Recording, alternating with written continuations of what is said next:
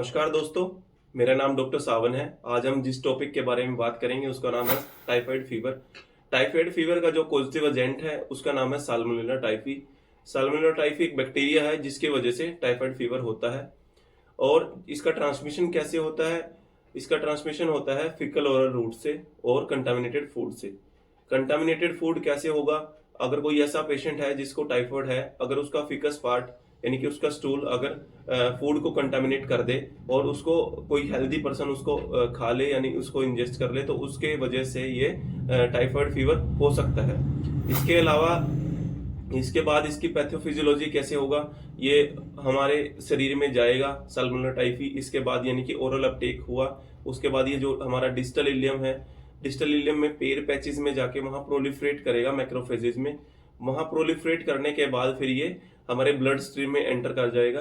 Blood stream में enter करने के बाद ये लीवर, स्प्लीन और गोल ब्लैडर में जाके वहां पे रिसाइड कर सकता है। उसके बाद फिर ये सेप्टिसिमिया कोज करेगा। और इसके क्लिनिकल फीचर्स की बात करें तो इसका इंक्यूबेशन पीरियड जो होता है वो 10 से 14 दिन का हो सकता है या इससे ज़्यादा भी हो सकता है। और इसका जो फर्स्ट वीक में जो इसके सिम्टम्स आएंगे वो होगा फीवर।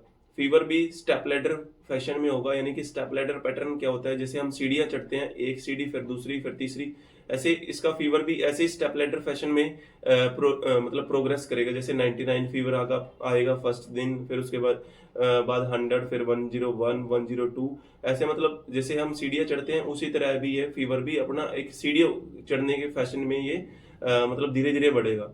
इसके अलावा हेडेक हो सकता है, लॉस ऑफ एपेटाइट हो सकता है, और पेशेंट को कॉन्स्टिपेशन हो सकती है।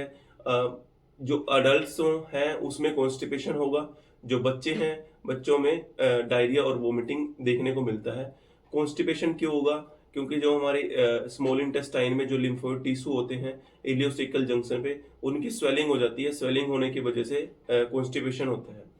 और जो डायरिया और होगा बच्चों में, वो भी पी सूप का कलर जैसा होगा, यानी कि ग्रीन फाउल स्मेली डायरिया होगा।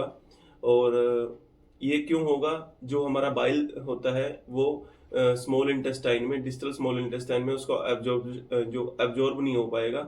एब्जॉर्ब नहीं होगा तो उसकी वजह से एज इट इज वो ऐसे ही स्टूल में एक्सक्रीट होगा, जिसकी वजह से इसका कलर पी सूप के जैसा होगा, यानी कि जैसे मटर होता है, हरा मटर, उसके जैसा होगा और ग्रीन फाउल स्मेली डायरिया होगा। इसके बाद जो इसके सेकंड वीक में क्या सिम्टम्स देखने को मिलते हैं? रोज स्पॉट ऑन ट्रंक्स, यानी कि जो रोज स्पॉट्स होते हैं वो अपर अब्डोमेन पे और पीछे बैक में देखने को मिल सकते हैं, या फिर नाभि के चारों तरफ रोज स्पॉट देखने को मिल सकते हैं, और उसको दबाएंगे तो वो फेड भी हो जाएंगे। और इसके अलावा स्प्लिनोमेगैली मिल सकती है, कोटेड टंग मिल सकती है, यानी कि जो उसकी पेशेंट की जीभ है उस पर एक वाइट वाइट सा पूरा कोटेड सी मिलेगी उसकी टंग। और इसके अलावा पेशेंट को जो है, पहले जैसे कॉन्स्टिपेशन था, कॉन्स्टिपेशन अब डायरिया में कन्वर्ट हो जाएगी, और पेशेंट को एब्डोमिनल हैवीनेस और उसको टेंडरनेस और डिस्टेंशन टाइप उसको फील होगा। और जो इस सेकेंड वीक में जो फीवर होगा वो परसिस्टेंट रहेगा। चिल्स नहीं होगी, मतलब शिवरिंग नहीं होगी, बट फीवर परसिस्टेंट रहेगा। और फीवर के साथ अगर हम उसको एंटीपायरेटिक यानी कि फीवर को कम करने की दवाइयाँ देंगे, फिर भी फीवर एक मतलब हाई ग्रेड फीवर रहेगा पेशेंट को। थर्ड वीक में क्या होगा?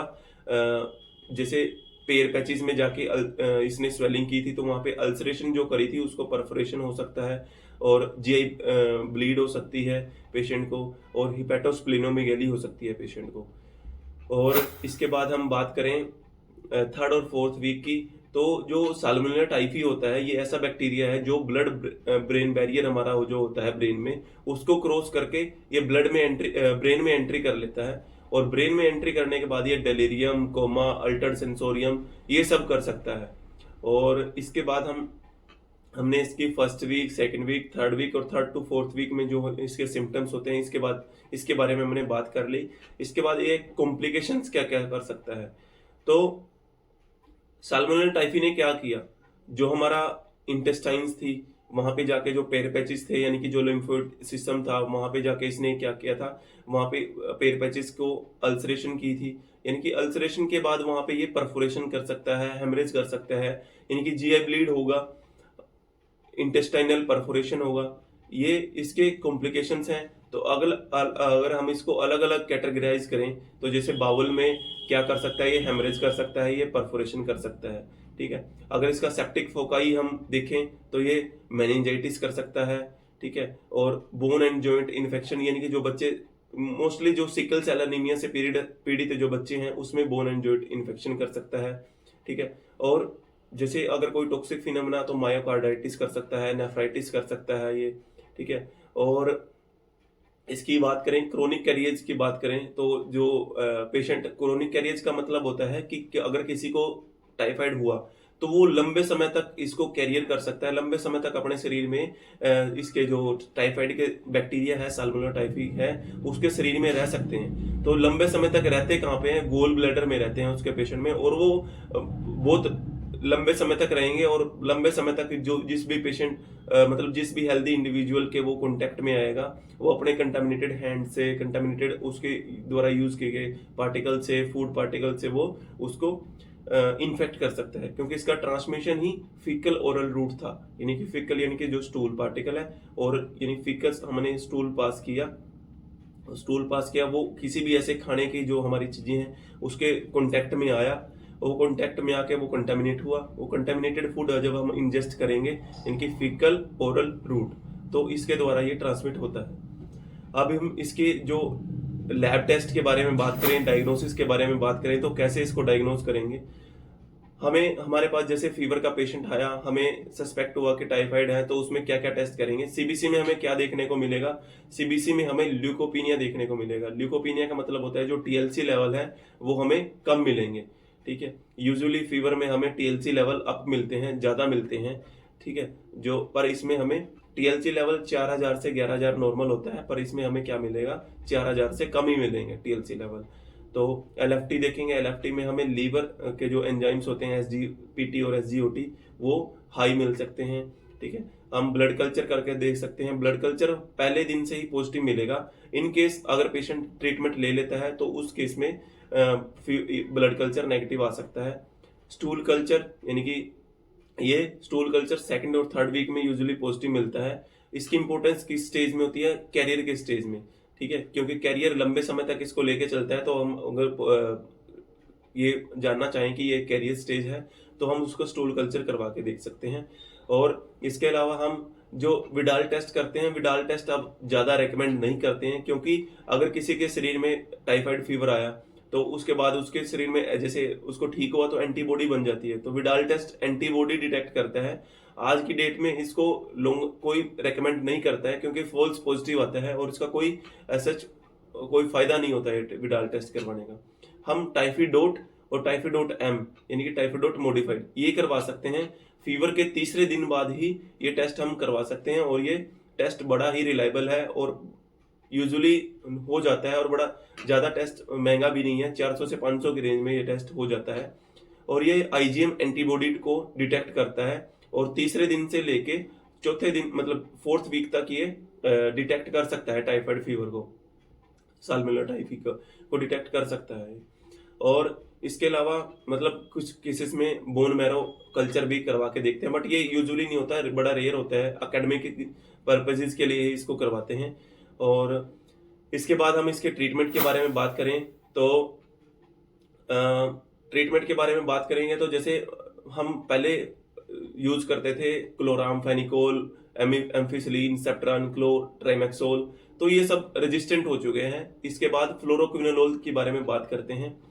अगर फ्लोरोक्विनोलोल की बात करें तो tablet ciprofloxacin 500 mg BD for 10 days, या फिर injection ciprofloxacin 400 mg IV BD for 10 days, या फिर tablet ofloxacin 400 mg BD for 10 days. अगर हम फ्लोरोक्विनोलोल से की तरफ से जाके थर्ड जनरेशन सिफेलोस्पोरिन पे जाएं तो हम tablet cefixime 200 mg BD for 10 to 14 days, ठीक है। अगर कोई पेशेंट फ्लोरोक्विनोलोल से रेजिस्टेंट है तो हम टैबलेट अजिथ्रोमाइसिन यूज कर सकते हैं। उसकी डोज होती है 10 to 20 mg per kg per day, और इसकी जो मैक्सिमम डोज होती है वो 1000 mg होती है पर डे। यानी कि हम स्टार्ट करें usually azithromycin 500 mg OD for 10 to 14 days. अगर हम इसकी डोज बढ़ाना चाहें यानी कि हमें लगे कि पेशेंट यंग एज है, फीवर ज़्यादा है और ये, तो हम इसकी डोज 500 mg बीडी भी रख सकते हैं for 10 to 14 days.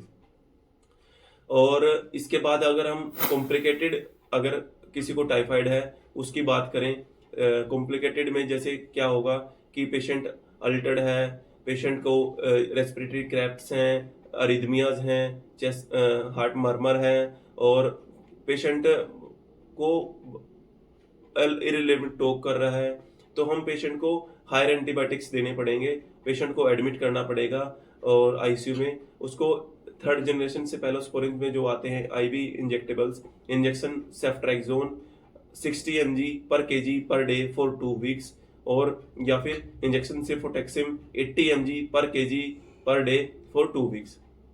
In case patient को लगे हमें कि सीएनएस इन्वॉल्वमेंट है, ठीक है, तो हम इसमें स्टेरॉइड का यूज भी कर सकते हैं। स्टेरॉइड में हमें डेक्सामेथासोन यूज करना है 3 mg पर केजी, ये स्टैट डोज होगी, ठीक है। और इसके बाद हमें 8 डोज देनी है इसकी, यानी कि 8 डोजेस देनी है एवरी 6 आवर्ली।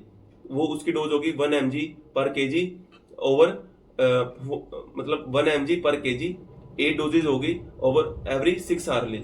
इसके बाद हम जो इसका हम इसके बाद जो हमारा पेशेंट्स आते हैं कुछ एक्सटेंसिव ड्रग रेजिस्टेंट हो जाते हैं, जैसे कि पहले कुछ मल्टी ड्रग रेजिस्टेंट होते थे जो क्लोरामफेनिकोल से, एम्फिसिलिन से और सेप्ट्रान से जो रेजिस्टेंट होते थे, पर आज की कुछ पेशेंट्स ऐसे भी हैं जो फ्लोरोक्विनोलोल से और थर्ड जनरेशन सेफेलोस्पोरिन जो हमारे हैं उससे भी रेजिस्टेंट है। तो इस ऐसे केसेस में हम पेशेंट्स में हम इंजेक्शन मेरोपेनम यूज करेंगे, meropenem 1 gram TDS for 10 to 14 days, ठीक है। इन केस अगर पेशेंट हमें कुछ ऐसे लगे कि जिसको इलिल परफोरेशन यानी कि परफोरेशन है, परफोरेशन की वजह से उसको पेरिटोनाइटिस हो सकता है, तो बाउल परफोरेशन हुआ तो वो सेकेंडरी उसको इन्फेक्शन हो सकता है, पेरिटोनाइटिस हो सकता है, तो ऐसे केस में उसको फिर सर्जिकल डिपार्टमेंट में रेफर करके उसको लेप्रोटमी या फिर सर्जिकल सेक्शन हो जाता है उसी बाउल के पार्ट का।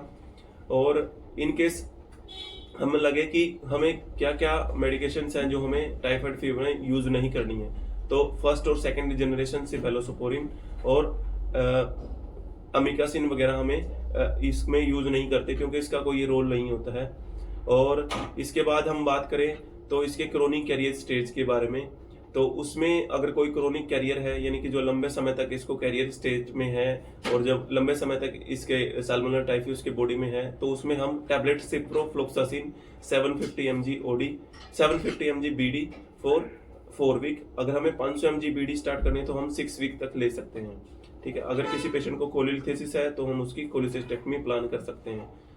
इसको प्रिवेंट कैसे करेंगे, प्रिवेंशन कैसे करेंगे, फूड एंड वाटर सेफ्टी और वैक्सीनेशन के थ्रू, ठीक है। और वैक्सीनेशन इसके 2 टाइप की आती हैं, एक इंजेक्टेबल होती है, एक ओरल होती है। इंजेक्टेबल जो होती है वो इनएक्टिवेटेड वैक्सीन होती है और जो ओरल होती है वो लाइव एटेन्यूएटेड वैक्सीन होती है। जो इंजेक्टेबल फॉर्म होती है उसको हम 10 दिन पहले लेते हैं। अगर किसी वैक्सीनेशन हम उस पेशेंट्स में यूज करेंगे अगर पेशेंट को किसी को ट्रैवल करना है ऐसे एरिया में जहाँ पे टाइफाइड बड़ा ही मतलब फैला हुआ एंडेमिक है, तो उसको ट्रैवल करने से 10 दिन पहले ही वैक्सीन यूज करनी है और उसके फिर 2 साल के बाद उसको वैक्सीन का यूज करना है। और जो ओरल जो इसके कैप्सूल्स आते हैं उसको हमें इसको भी हमें ट्रैवल करने के 10 दिन पहले ही यूज करना है। बट इसको यूज कैसे करना है, जैसे 4 कैप्सूल्स आते हैं इसकी ओरल जो लाइव एटेन्यूएटेड वैक्सीन होती है, तो जैसे एक कैप्सूल लिया फिर उसके 2 दिन के बाद दूसरा कैप्सूल लिया, 2 दिन के बाद फिर दूसरा, 2 दिन के बाद फिर दूसरा, यानी कि 4 कैप्सूल जो होते हैं 2-2 दिन के अंतराल पे लेने हैं और 10 दिन पहले लेने हैं हमें ये ट्रैवल करने से पहले। तो ये एक समराइज वीडियो थी टाइफाइड फीवर के बारे में। अगर आप कुछ इससे रिलेटेड कुछ पूछना चाहें तो आप कमेंट सेक्शन में जाके पूछ सकते हैं। अगर आपको वीडियो अच्छी लगी है तो मेरे चैनल को आप सब्सक्राइब कर सकते हैं और फॉलो कर सकते हैं मेरे चैनल को और शेयर कर सकते हैं अपने फ्रेंड्स के साथ। Thank you so much.